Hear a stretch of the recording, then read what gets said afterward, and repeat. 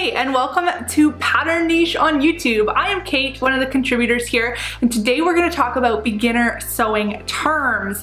As if sewing, learning to sew, learning to make your own clothes isn't daunting enough, now you're expected to know an entirely new language. Don't worry, girl, I got you. Let's go.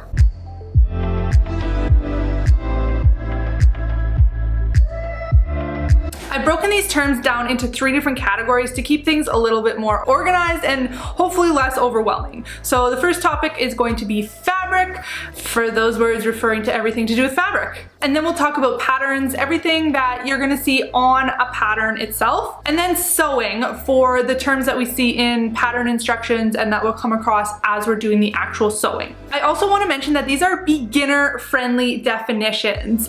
Most of these words can be expanded upon and researched ad nauseum, but for the sake of this video and your sanity, we're just going to touch on each term to kind of give you a basic understanding of what it is that they refer to. So let's start with the fabric. Again, this is a gross generalization, but we tend to look at fabrics in 2 main categories, which are knits and wovens. So what does that mean? Knits are fabrics that are created from one single yarn that we call or thread, and it's knitted in a continuous loop. So if you look really closely at it, it kind of looks braided. And it usually is stretchy. When it's stretched, you'll be able to see what looks like columns or ribs running up and down the fabric. Common examples include cotton lycra, French terry, Liverpool, ponte, sweater knit. We also have a full video coming on knit fabrics, so be sure to subscribe to our channel so you don't miss out on that.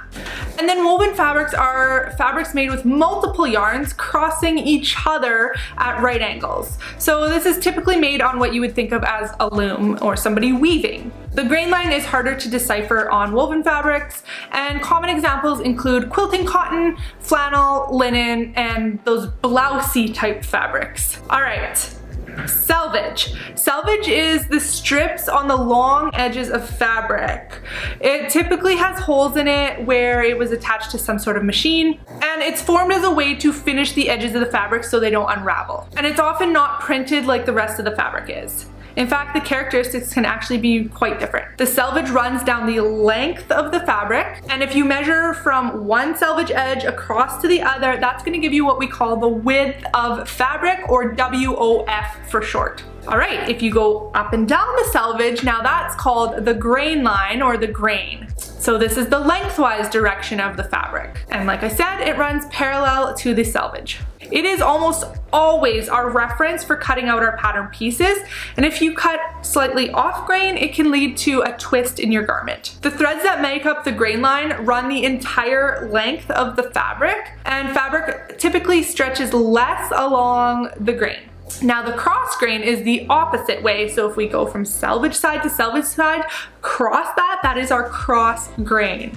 And these are the yarns woven across the grain, running perpendicular to the selvage. They'll typically have a slight give in them in woven fabrics, and in knits, the cross grain can also be called the stretch of the fabric and is usually stretchier than the vertical stretch. All right, so then there's one more, not the grain or the cross grain, but the bias. And this is a name we give to the direction across the fabric at a 45-degree angle to the grain and the cross grain. It has the most give or stretch in woven fabrics, and pieces that are cut on the bias will have more pretty drape, but they also become distorted more easily. Actually, quite quickly in certain cases. Now, directional print is the print on the fabric where the fabric runs only one way, and if you were to turn it or cut your pieces out the wrong way, they would be upside down. You typically need to account for this when you're picking out fabric for certain projects, as directional prints aren't great for all projects, and they also mean you need to usually use more fabric because it's harder to get your pieces to line up on the fabric the way you want when you have to make sure that they're facing the right way. All right, now moving on to the patterns themselves. So the word we give to everything on the pattern are the markings. So this is all that, like I said, all the notations on a pattern that aids in the construction of the garment or whatever you're making. This can be anything like darts or notches, adjustment lines, pocket placements, etc. Next, dart. This is a section of fabric that is manipulated to form shaping in a garment. Typically it's taken in. There are quite a few different kinds of darts, but the most common ones that you'll encounter are triangular shaped. Again, the most common ones that you're gonna see are found in the bust or the waist or the rear. And they're often notated as dashed lines on patterns, and they include a dart point, so the end of the triangle, and 2 dart legs. A pleat is another shaping technique used to make larger pieces of fabric smaller to fit another piece. So one point is matched up with a second, similar to a dart, to form a flap that we either fold to one side or the other, or back down onto itself to form a box pleat. I know this sounds confusing, but when you do it, it won't be that bad. These are commonly found in waistbands or the back of a shirt, especially when it's matching up to a yoke to give a little bit of extra room in the back. A pleat is not to be confused with a gather. A gather is a section of fabric that is scrunched up together to make a larger piece of fabric fit into a smaller piece of fabric. It can be made in a variety of methods, but the most common is by sewing 2 or 3 rows of basting stitches across the gathered section and then sliding the fabric along those stitches to gather them up until the desired length or width. This is often seen in tiered dresses or full skirts. Next, we're going to talk about notching and clipping. And yes, these are 2 different things. These are things that we do to the seam allowance of a curve. The purpose of it is to kind of reduce bulk and let them lay flat and nice and smooth so that you don't get puckering or pulling or bunching or anything on that curve when it's completed.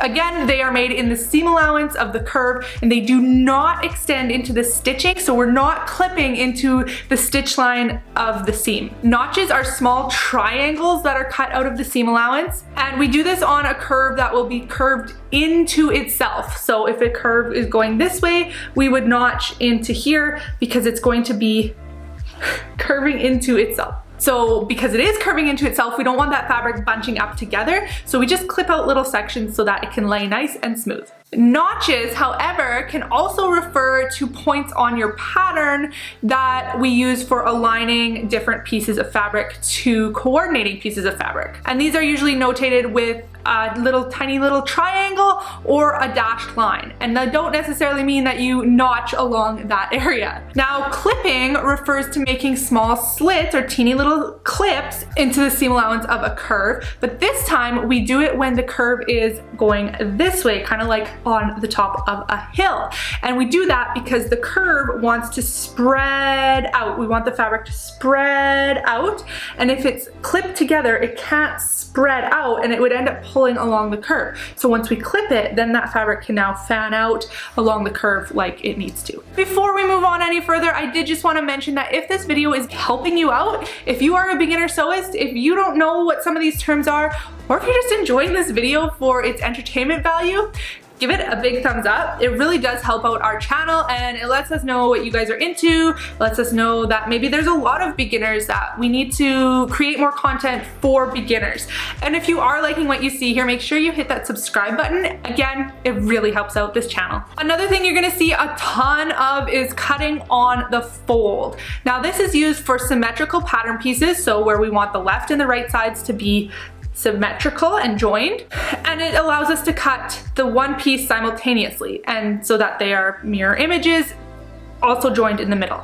This is often found in bodice pieces, even sleeves, neckbands, cuffs, and waistbands. The fold is usually intended to go along the grain, so we would fold from selvage edge to selvage edge, giving us a straight and true pattern piece. So that would be folding it right in half, but we can do this at any point along the width. You can fold it. It doesn't have to be selvage to selvage, but we can fold it wherever we want, as long as we're along the grain line, to maximize fabric usage. Another reason you might cut 2 layers of fabric, even though we're not lining our fabric piece right up along the fold, is if we're making a mirrored pieces or a pair. So these are 2 pattern pieces that mimic each other, but they're mirrored, right? So a left and a right. They're flipped horizontally on each other. This is especially important when you're using a fabric that has a right side and a wrong side. If the pieces are identical, one side of the garment would be showing the wrong side, right? If they weren't mirrored, if they were like this, that wouldn't look right. This can be achieved by folding the fabric in half and cutting once, like I said, on the fold, or by cutting in a single layer and then flipping your pattern piece over, or you can flip your fabric over. Just make sure you're only flipping one over, because if you flip both over, then they just cancel each other out. Okay, let's move on to things that you're gonna encounter when you're sewing. Number one is the seam allowance. We abbreviate it as SA. The portion of the fabric that is not included in the final garment piece once two or more pieces are sewn together. And it's measured from the edge of the fabric piece to the stitch line. A common seam allowance for woven patterns is 5/8 of an inch or 1.5 centimeters. And for knits, we commonly use 1/4 or 3/8 of an inch, or if you're working in centimeters, 1 centimeter. Next up, we're gonna talk about grading the seam. It's an easy technique, but it's not something we see a lot of in beginner patterns. And it's referring to taking the seam allowance and reducing bulk. So we're going to, when you have a seam with two pieces of fabric, we're gonna trim one back, so it's half the width of the other seam allowance, and then the side that's trimmed is the part that's going to be against the body, so that when it folds back against the body, we now have one nice smooth piece, and then this piece inside is hidden, so it kind of acts like, I don't know, like a ramp or like a gradient, I guess, grading the seams so that it's not such a bulk at one spot. All right, next up, you might see something that says neaten and finish seam. So to clean up a raw edge of a seam allowance. Common practice is by using a serger. If you don't have a serger, you just use an overlock or a zigzag stitch on your sewing machine and get right on the edge of that fabric to prevent fraying. This can also include trimming the seam allowance, again, either with your serger or with pinking shears or scissors. Understitching, one of my favorite things to do. Understitching is stitching the seam allowance to the underside of the garment, so the back or the part that doesn't really get seen.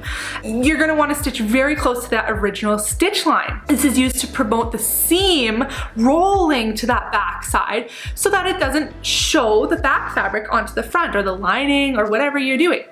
This is commonly used in pockets and waistbands. Edge stitching is stitching on the right side of a garment very close to either existing stitching, or if you're top stitching on a pocket, you're going to edge stitch right along that pocket so that there's not much of a flap there.